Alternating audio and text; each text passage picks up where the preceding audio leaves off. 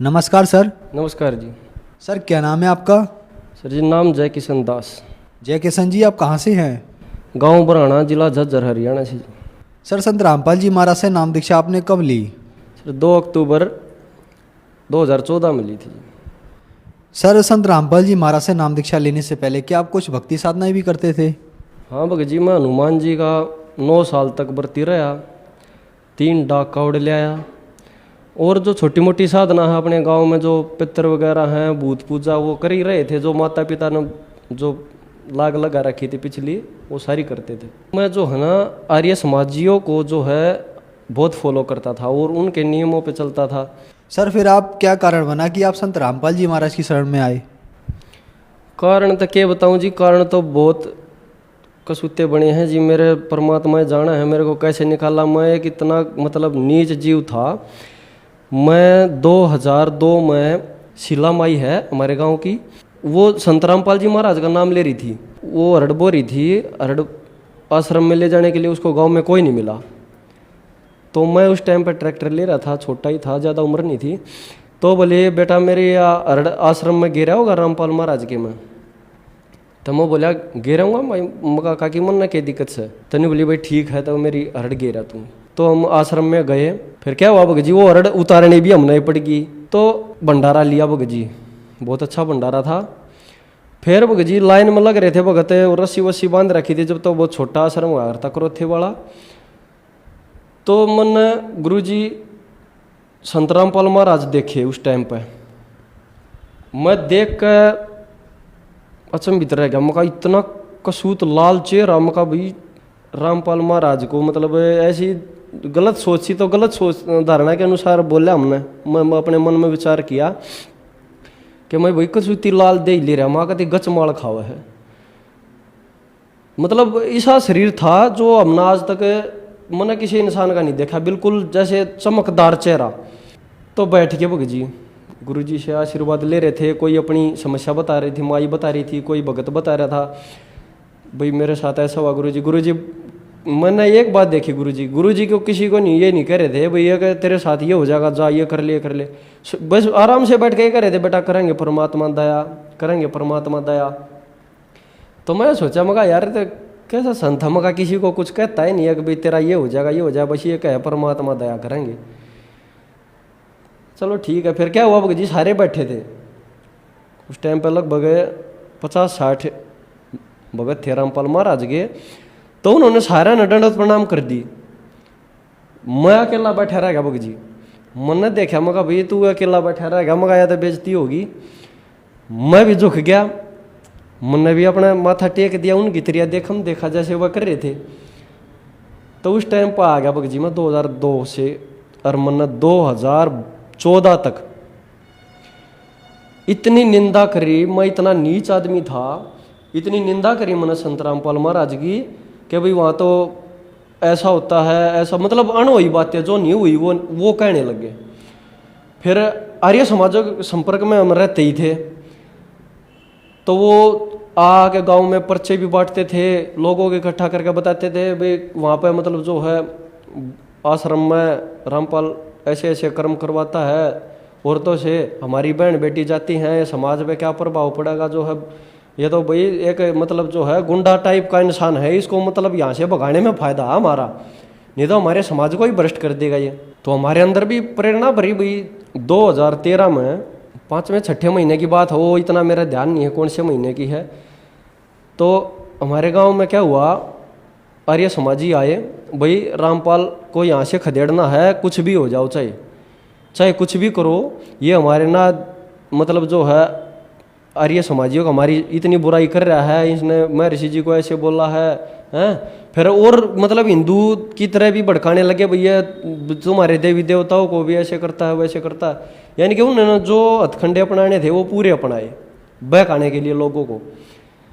तो भगत जी हम भी इकट्ठे हो लिए, गांव में एक जगह इकट्ठे हुए डिग्गी पे, और भाई पूरा गांव में ढोल बजवा दिया, भाई चलो रामपाल का जो है यहाँ से निकालना है और उसका लठ मार काने उसके चेला कर उसका। तो वहाँ भगत जी पैदल मार्च हुआ हमारा गांव से ही, ढोलक बजाते बजाते चले।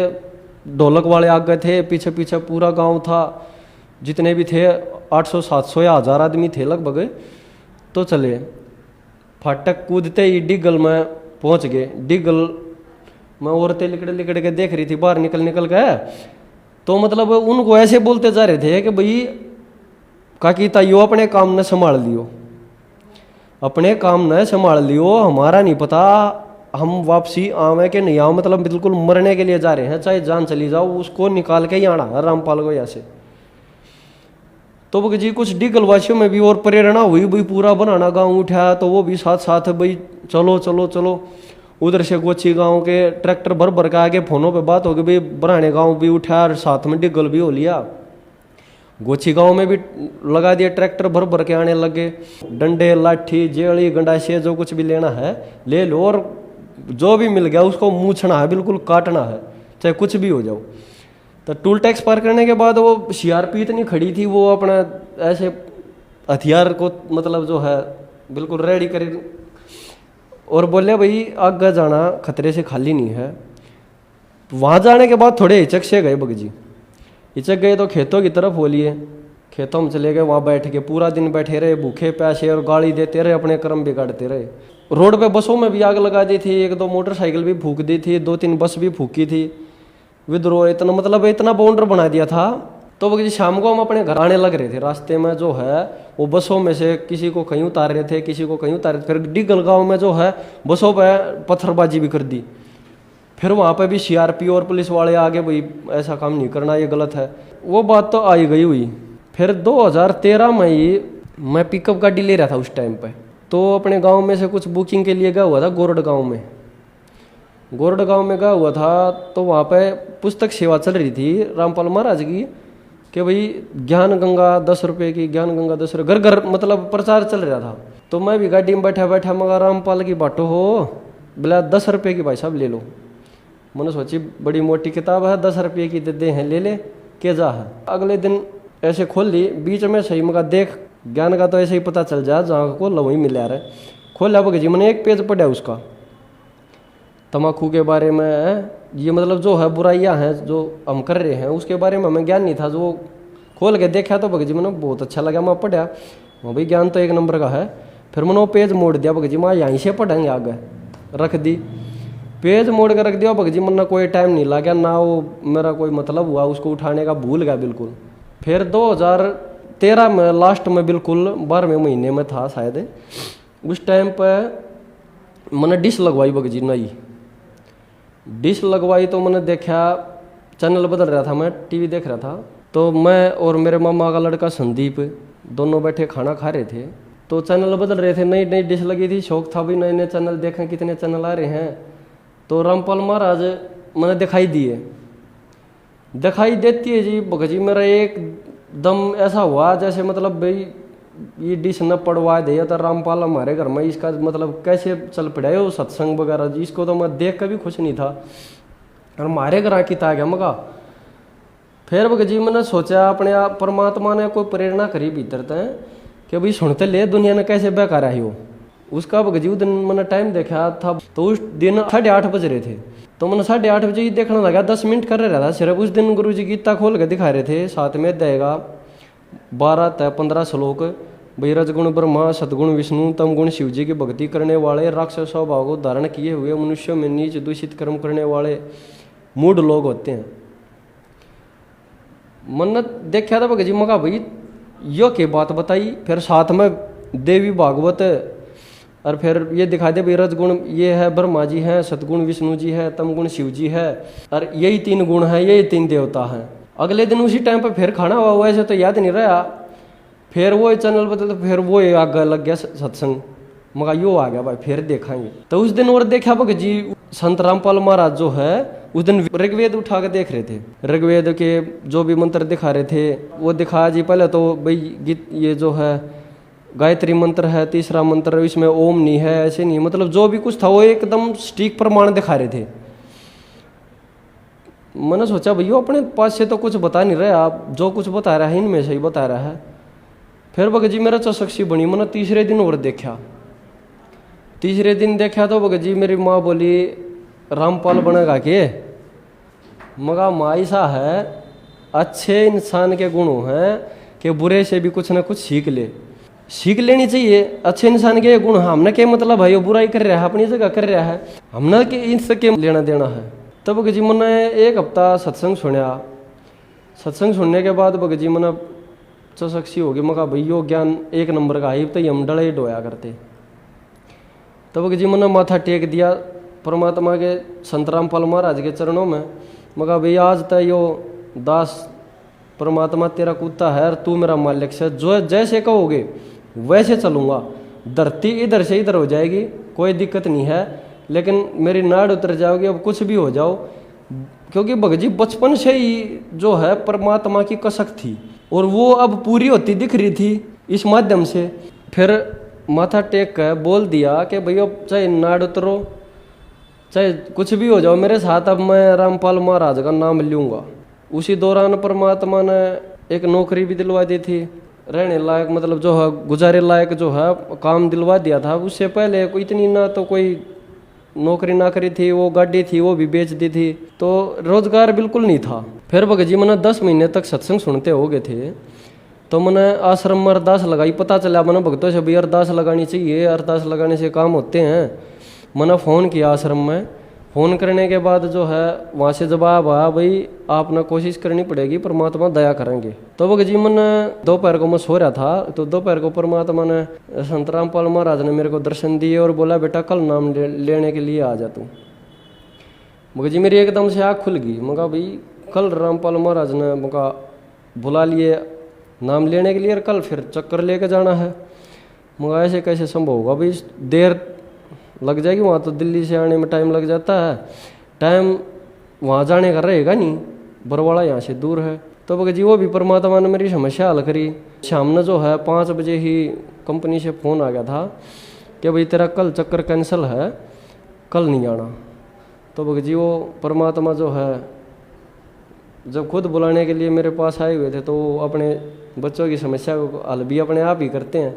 भगत जी मैं जो है 2 अक्टूबर 2014 को बरवाड़ा आश्रम में गया, मेरा फार्म भरा। भगत जी ये नियम है भाई, दारू नहीं पीनी, मांस नहीं खाना है, चोरी जारी से बचना है, रिश्वत से, मतलब जो उन्होंने बात थी नियम थे वो मैं कहा भाई कुछ भी हो मैंने नाम लेना है, इससे मैंने कोई मतलब नहीं है भाई क्या नियम है। नियम तो एक भगत के होते ही हैं, भक्ति मार्ग में तो नियम होते ही हैं, और वो मैं निभाऊंगा नहीं तो फिर भगत कैसे कहलाऊंगा। तो भगत जी संत रामपाल महाराज ने मेरे को नाम दिया, और नाम लेने के बाद परमात्मा के रामपाल महाराज के दर्शनों के लिए लाइन लगी हुई थी, तो मैं भी लाइन में लगा। भगत जी मैंने ऐसे करके जब मेरे सामने आए गुरु जी रामपाल महाराज जी, तो मैंने बोला माँ गुरु जी मैं तो बहुत नीच आत्मा हूँ।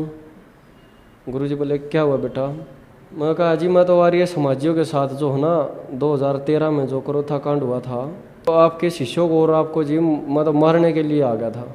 तो गुरुजी ने मेरी तरफ हंस के बोले बेटा कोई बात नहीं, तेरी गलती नहीं है, सारा समाज ही ऐसा है, और नाम ले और परमात्मा दया करेंगे। मगा जी नाम तो ले लिया। बोला ठीक है फिर क्या दिक्कत है, नाम ले लिया, भक्ति कर, तेरा कोई कुछ नहीं कर सकता, भगवान का नाम ले। वहाँ ठीक है जी। सर संत रामपाल जी महाराज से नाम दीक्षा लेने के बाद क्या आपको कुछ लाभ भी प्राप्त हुए? लाभ तो जी सब तक पहला था ये होया, जो हम या भक्ति कर रहे थे या तो एक समाज नाशक भक्ति थी, मतलब जीव को बर्बाद करने वाली जो भक्ति थी, उससे हमारा पिंड छूट गया।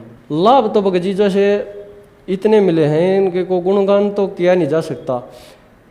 अब बताने लग जाऊँ मैं 2 घंटे भी लग जाए, 4 भी लग जाए और पूरा दिन भी लग जाए, और वैसे मोटे मोटे बताने ही पड़ते हैं भाई हमें क्या लाभ हुआ। मैं एक बार जो है मैं गाड़ी चलाता था भगत जी, गीता कॉलोनी से वापसी आ रहा था मैं, जमुना का पुल लगता वहाँ पे, पुल के ऊपर से गाड़ी लेकर आ रहा था मैं, गाड़ी में माल भरा था 1.5 टन, नरेला उतारना था मैंने। वो टाइम पर बारिश हो रही थी, वो पुल के नीचे से वो जो अंडरपास होता है उसके नीचे से गाड़ी जब आई तो टायर जो है ब्रेक बिल्कुल पानी में भीग गए थे।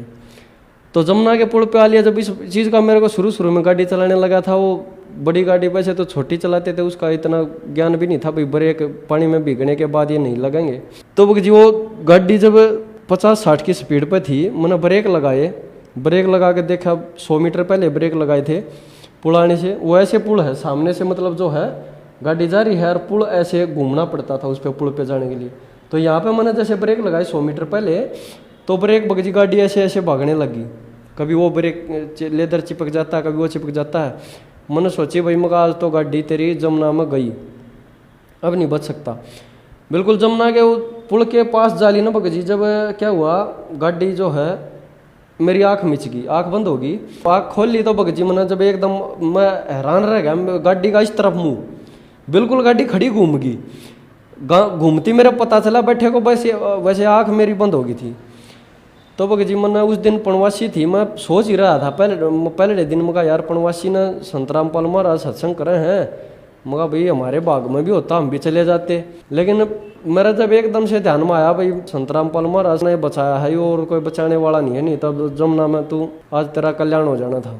तो भगत जी लाभ, और 3-4 महीने पहले मेरी लड़की बीमार हो गई थी, उसको भगत जी निमोनिया बिगड़ गया था, और गांव के डॉक्टर ने उसको बाफ बूफ दे के और जो बोल दिया भाई ठीक है सुबह फिर दिखा लियो एक बार, कुछ ना हो इसका।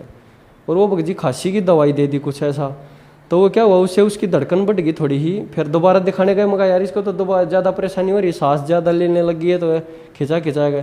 बोला ऐसी कोई बात ना है, दवाई दी है ना इसका थोड़ा फर्क हो जाता है, धड़कन बढ़ती है। फिर भगत जी रात को 10 बजे ही और ज़्यादा होगी, फिर मगा भाई ये तो डॉक्टर भी अपने घर गया। तो फिर रात को हम उसको डिगल लेके गए जी, प्राथमिक स्वास्थ्य केंद्र है उसमें लेके गए तो डॉक्टरों ने वहाँ से भी बोल दिया भाई ठीक है तो कोई दिक्कत ना है, दवाई से भी थोड़ा रिएक्शन बन रहा है और हो जाएगी, एक इंजेक्शन लगा दिया। मैंने सोचा भाई जो होगा परमात्मा की मर्जी से ठीक का होगा।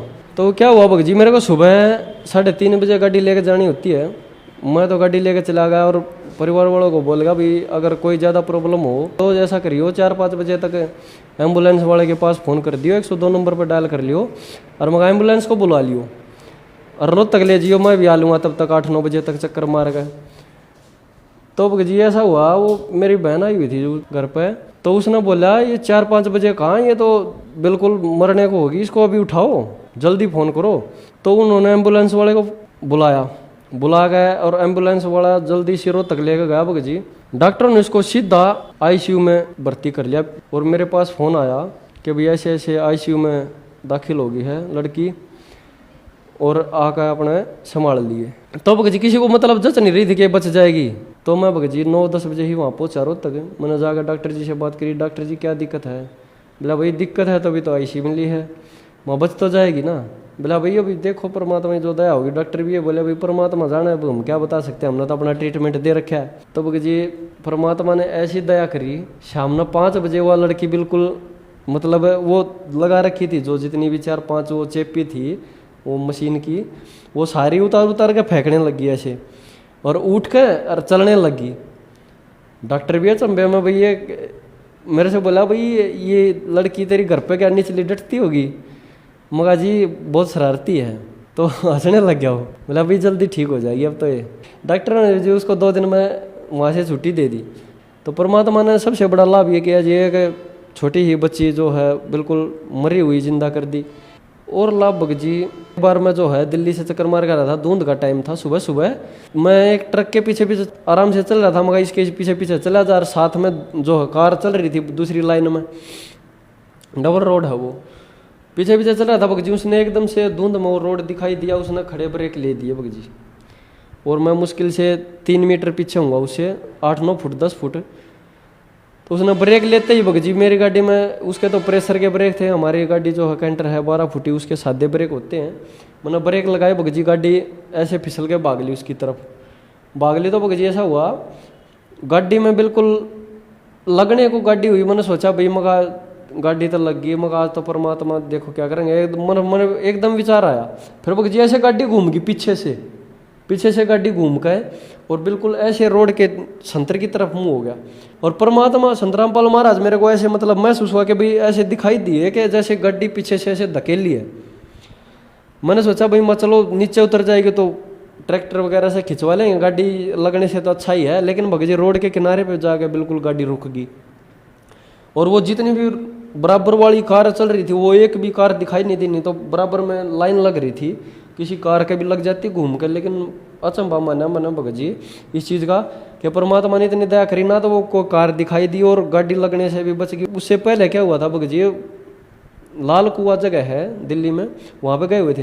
एक रिक्शा वाले का रिम टूट गया था, बम्पर लग के ऐसे, वो आगे आगे चल रहा था, रोड में थोड़ी दचकी थी, तो वो उसने ब्रेक ले दिए, ब्रेक लगने के बाद वो बम्पर उस टायर पर टिका, वो टूट गया।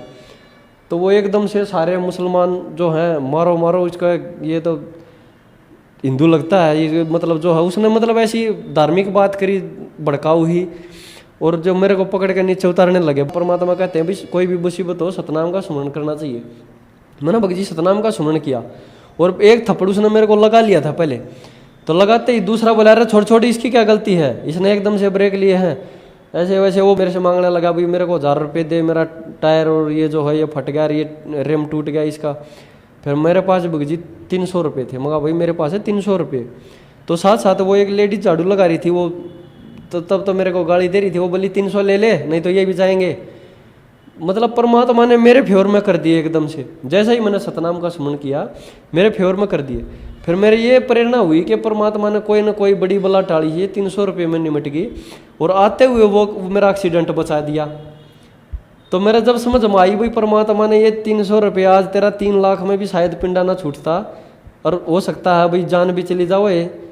सर संत रामपाल जी महाराज से नाम दीक्षा लेने के बाद आपको बहुत सारे लाभ प्राप्त हुए, जैसे कि लंबे अरसे से आर्य समाज का और संत रामपाल जी महाराज का आपस में विरोध रहा है। आर्य समाज ये कहता है कि संत रामपाल जी महाराज सत्यार्थ प्रकाश और महर्षि दयानंद पर टिप्पणी करते हैं, विवादित टिप्पणी। सर क्या मैटर है ये? भगत जी इस बात को तो देखो हम भी पहले गलत मानते थे।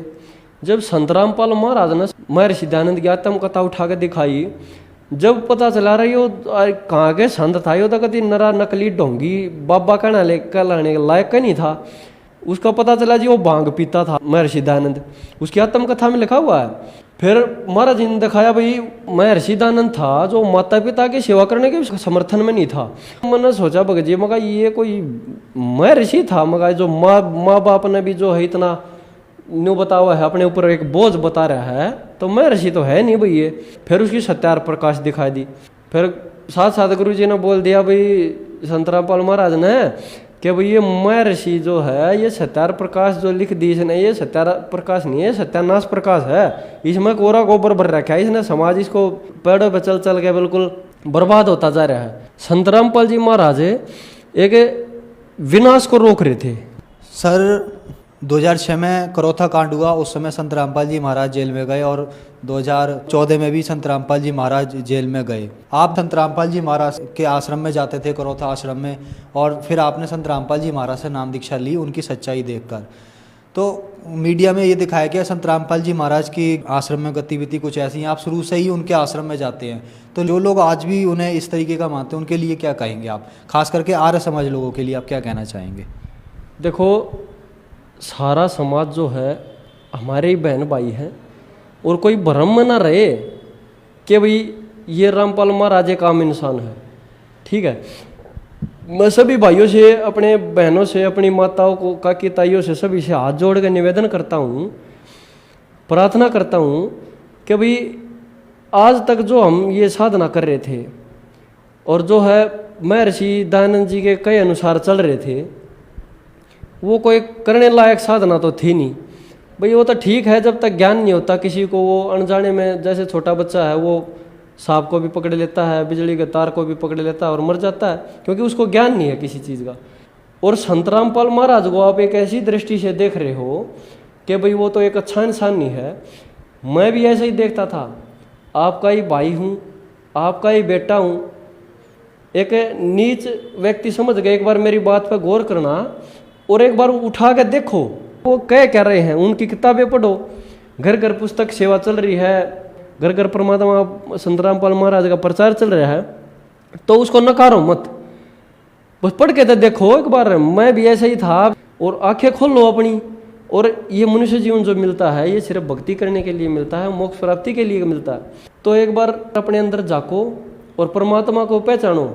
हमारे पास हमारे भगवान हमें जगाने के लिए आए हैं। सारा समाज दुखी है।